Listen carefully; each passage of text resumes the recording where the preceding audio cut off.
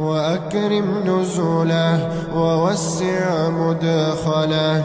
اللهم اسق كل ميت تحت التراب غيثا يرتوي منه ترابه وتغسل معه ذنوبه.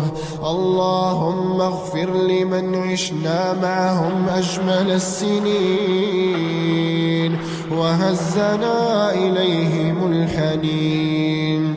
اللهم إني ذكرتهم فارزقني بمن يذكرني حين تنقطع. بسم الله الرحمن الرحيم. الحمد لله والصلاة والسلام على رسول الله وبعد.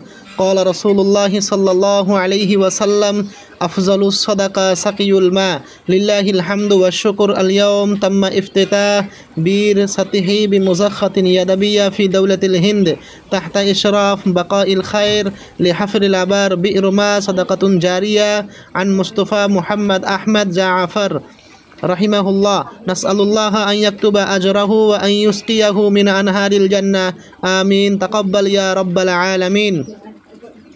اللهم اجعل هذا البير في ميزان حسناته يوم القيامة وأسكنه في الفردوس الأعلى من الجنة وبارك له في أولاده وأمواله وذرياته وأهل بيته وفي كل خير.